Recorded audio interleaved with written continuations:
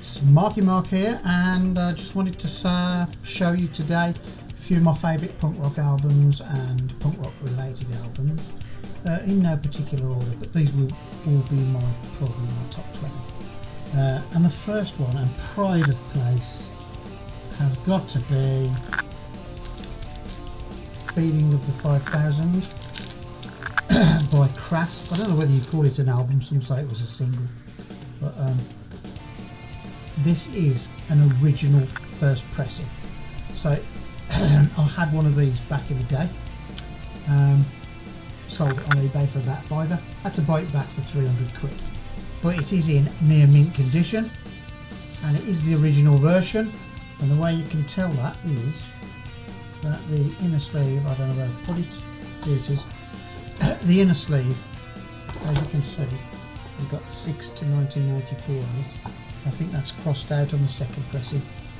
And also, of course, there's a track missing off it. It just plays blank for like 2 or 3 minutes, which was, of course, Reality Asylum, which the pressing plant refused to press because of its anti-religious sort of lyrics. But yeah, this is the original Feeling of the 5000 by Crass, and let's see the side of it. Great artwork, I think it was by G, and it's just a fantastic anarcho, the ultimate anarcho punk record, except for one, and that is Stations of the Crass, the second one. I like that one even better. But that is just such a great album. If you haven't got it and you're into anarcho punk, shame on you. This is an unusual one because I went to see the Jam last night, or from the Jam, and it was great. They played all the hits, Going Underground, Eating Rifles, blah blah blah. I know a lot of you wouldn't say they were punk, but they were around punk. I know they were a mod band, but and I used to have their first album in the city. Obviously, when I was a kid, I loved the Jam, got all their albums, all their singles. I've only got 1 or 2 of them now because I've had to rebuy everything. But In the City was never my favourite album, but I did like it. So I've been a bit slow in getting it back. But I found this. And this is, I'll take the plastic coating off it. This is In the City, the first album. And it is a Mexican re-release.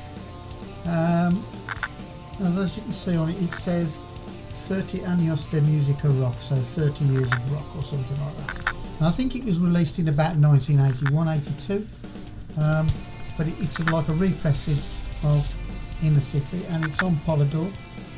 It's exactly the same tracks, except it's all written in Spanish on the sleeve, and not on the sleeve, I don't think. Yeah, I mean, there it is. But all the tracks are on it.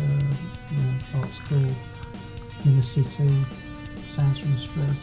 So it's a bit of a rarity, that one. I don't think it's particularly worth that much money. I think you can probably get it for about 40 quid if you search around. But obviously it's a great album because it's the first Jam album. So, but it's I like the cover better than the original one, to be honest. But anyway, it's just personal choice. Also wanted to bring this one to people's attention because this is fantastic. My mate Rick had this when we were kids and he lent it to me, and it's a band called The X, and I think we're Dutch, and this is their first album. This is a repress. The first album, Disturbing Domestic Peace. This is it sounds a little bit like Crass, but it's really good, political. I'm not sure that they were anarchists, they might have just been very, very left-wing. And as you can see, they've even put the original booklet in there with the lyrics, and there is also included in this the original Live Sky VP, which came with the original, and it's exactly the same cover, same everything, and original copies of this album, well, you have to pay a lot of money for them if it's in mint condition, and luckily for me, I've got one. So that's the original that's the repress. Obviously very similar, well, almost identical. I'm not sure there's any difference, and it's all printed exactly the same on the back. And the original one is in such good condition, sometimes I can't tell the difference between them, because they seem to have the same catalogue numbers on the back as well, but one of them is definitely the repress and one of them is definitely the original. So that is such a great album. Every track on here I like. Meanwhile is a weird song but a really great song. Sense of Tumour is great, even my wife sings that one. All good, Sky's Blue Again, Warning Shots, New Wars. If you're into anarcho-punk, I'd get that one, but I'm not quite sure they were anarchists. I think they were, as I say, socialist, very left-wing, but fantastic.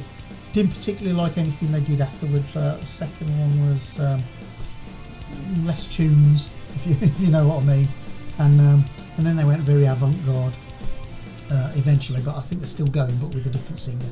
But definitely get that one. This is my favourite anarcho-punk album, Stations of the Crass. I'm not sure whether this is an original pressing or not. The guy who sold it said it was, but I don't know how you check whether it was or not, but I think it is. And obviously I did have the original press back in the day, but hopefully it is. I'll have to check up on that one. But that is the best anarcho-punk album of all time in my opinion. Every song a killer. You get a free live bit on it as well, which isn't so good, but the rest of it, it really makes you. When I was a young kid and I bought this and I put this on there, all my opinions changed, and it was such a big influence on me, bigger than anything else I'd ever listened to. So, cracking album. It was so unique. It sounded like nothing I'd ever heard. So these teenage ears, which are now 58, were absolutely shocked when they heard this album. But just such a classic. Anyway, I don't want to go on too much today, but anyway, hopefully a few recommendations there for you. Go out and get collecting that vinyl, and I shall be back. I'm going to do a video of my favourite and greatest of all 10 punk rock albums. I'm sure everybody will disagree with my choices, but yeah, I'm going to get working on that one, and hope to see you soon. So bye for now.